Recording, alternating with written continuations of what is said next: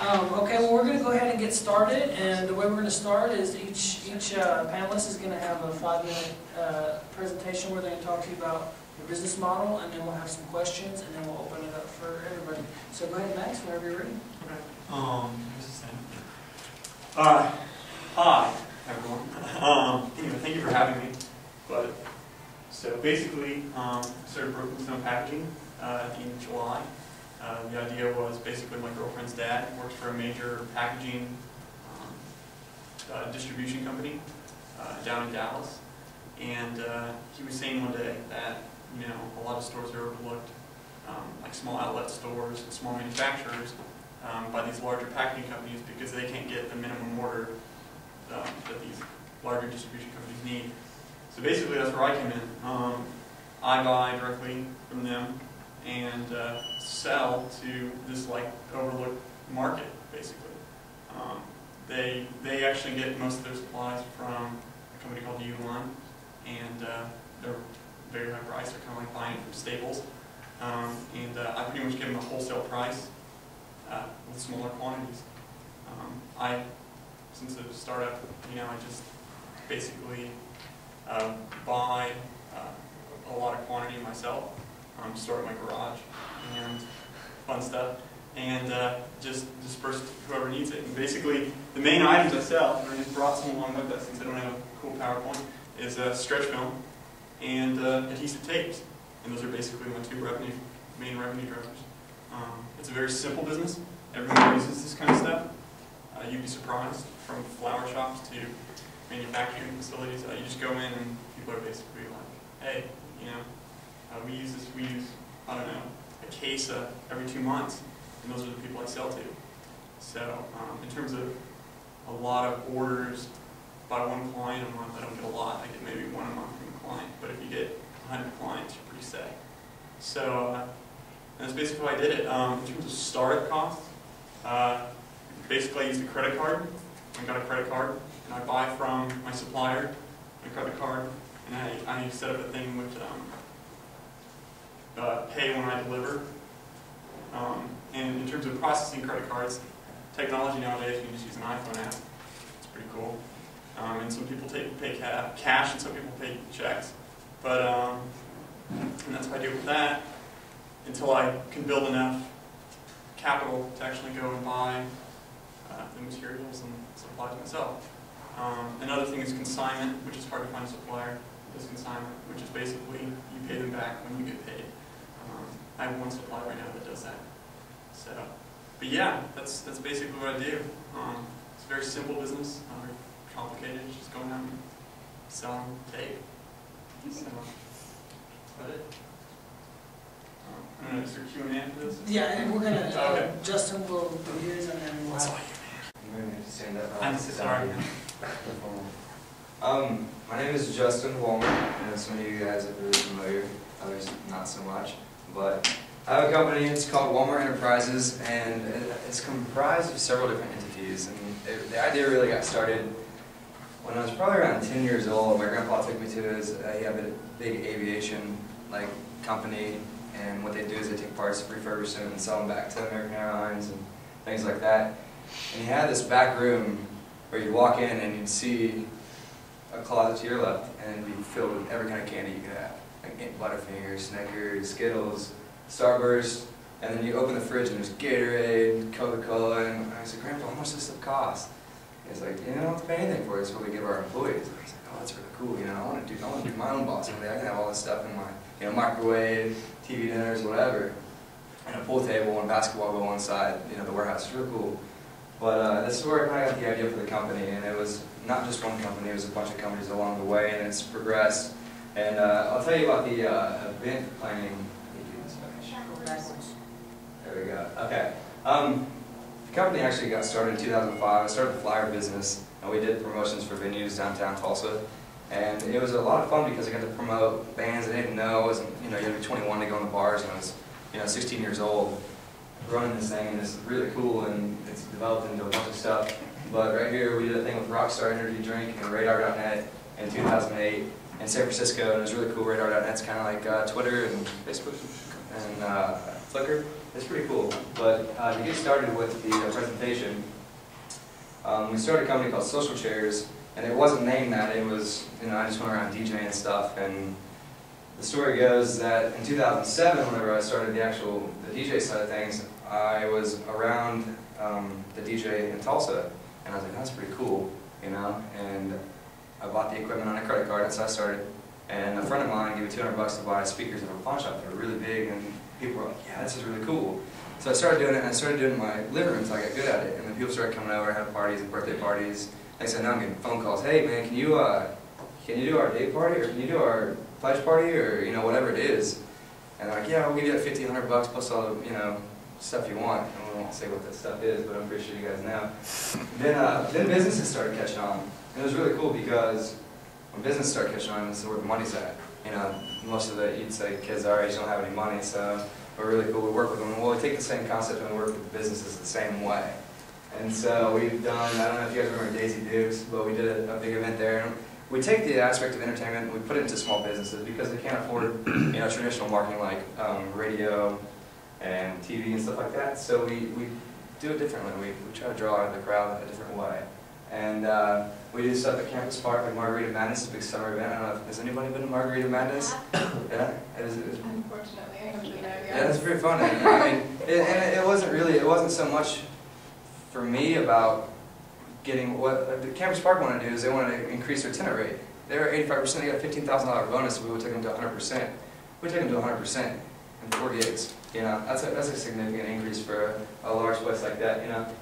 Then we do stuff in Tulsa with the radio stations. We do big events like that. We help coordinate. And that's the thing, is that it's all this DJ thing turned into a big event coordination company and putting things together.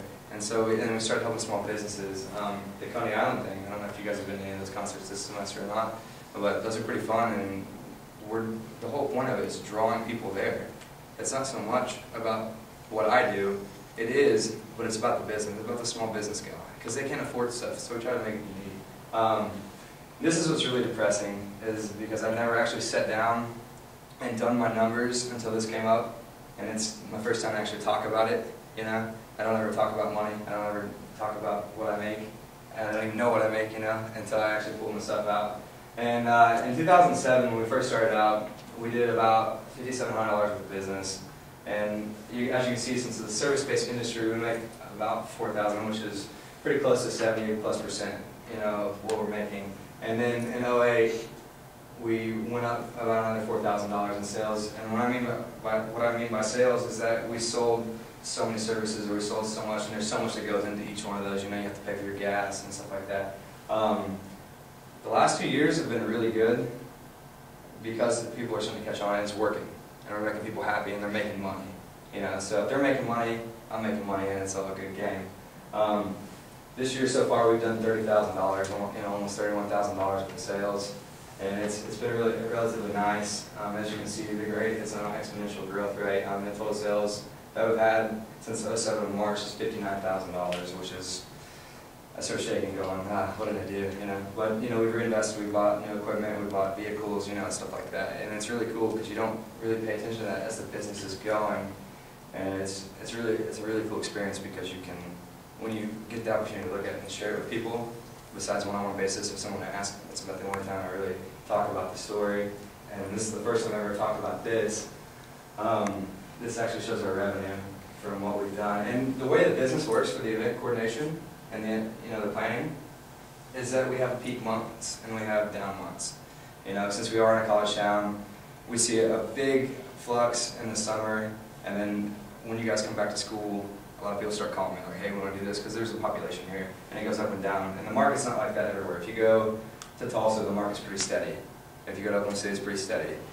Here, what we try to do is we try to be, our demographics, about 18 years of age to about 26 or 27. We never go beyond that too often, unless it's a wedding or a bachelor party or something like that. For Stillwater, that is. Anywhere else, it's any time of the year, and it's really nice because this number changes completely if you go to a different market.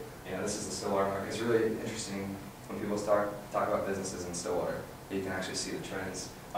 This year, this is what really set us off in April of this year. We did the most money we've ever done in 1 month, and that was about a little over $6,000 in 1 month, and that was crazy, awesome. It was really cool to see that happen. And this year we've done $70,000 for business, and it all started from my room in my own house when I first got to school here. And really started to apply myself, and as I'm going through school, you get to see the changes, you get to apply things, and it really does work. Like, the application process does work. What they teach you does work, because before, I was just a kid out there having these ideas and trying to make money any way I could, and then I take it and you see the opportunity, recognition, you see stuff happen. And this, I did a 5-year chart, and that's, that is a real exponential growth. That is what, the percentage that we're going down, where we've gone, if we keep it up, we'll be doing, 120,000 plus sales in about 5-6 years of sales. Revenue-wise, take 70% of that, and that's what it'll be roughly. And then with bigger markets, it could go even more. So it's pretty exciting to see that kind of stuff. And what we do, the name of that company is Social Chairs right now, and it's really, we're going through a rebranding process, because at first the initial idea was to target the social chairs. If you guys are Greek, if any of you are Greek, or if you're not, a social chair kind of provides that service for the house. And so what we do is we support those guys, because we do have contracts with the vendors, the caterers, and I did a promotional thing, just to kind of tell you one of the failures. We passed out promotional books, and it was a backfire. They cut me right out. They just took me right out. They just took me out of the picture. And the thing is that when you have that opportunity and you have those contracts, people don't see that. They don't know that. That's why you're coming to them to talk to them, is that you can help them make it more affordable, so you can do more parties, because everybody knows they want to throw more parties or more events to make your house more attractive. So when you're recruiting, you can draw more people in. So that's kind of how it goes. And that's just a backfire. So whenever you do stuff, make sure you know what you're doing. Don't just jump out there. You can go on a limb and buy some DJ equipment and turn it into this if you want to, but unless you're really passionate about it, don't do it. If you don't have any passion for wasting your time, focus somewhere. But that's about it on my event planning. So I'll turn it over to Ray. Let's tell you my story, how I got started, I guess the adversity and where I'm at right now. I pretty much started my business when I was 16 years old. I took a course called NIFTY, the National Foundation for Teaching Entrepreneurship. That course basically teaches you the basics of business. And basically what I learned in that course was you have to find a product, buy the product as low as you can and sell high and get the best profit margin that you can. So my business idea was to sell t-shirts to this intramural game that we have every year in our high school. So the high school basically is separated into four different divisions. There's the yellow house, blue house, green house, and the red house. So every year there's an intramural game, and you get to wear a t-shirt as long as it matches the color of your house. But it could be any type of t-shirt. So my idea was like, look, you guys are not gonna wear you're not gonna wear any shirt. You're gonna wear a Ray Grant shirt. So at 16 years old, you think I don't got no money to pretty much do this. There's about 2,000 students in my school. So I don't have no money. How am I gonna first raise the capital to get the t-shirts? Two, how am I gonna sell it to all the students and convince them to buy the shirt? So I had an artist which was my cousin. I told him to design something that was incorporated with the intramural game. So I had him design a guy with a basketball. It was a really cool, unique design. And I had him design it. I printed out a piece of paper, and I ran around the whole school, and I basically told everybody, look, this is the t-shirt that's coming out for the house game. It costs $10. Are you going to house games? It costs $10. Where's the $10? So I pre-sold pretty much the whole intramural and I had to discount it. I discounted it for the basketball players to $5 because they were playing in the game, and I sold the shirts $10 to the students, the faculty, and the staff. So after all that was said, and then I went to the principal and I told the principal, look, I'm gonna need the startup costs for this, because there's no way you guys at the school, you guys are not providing resources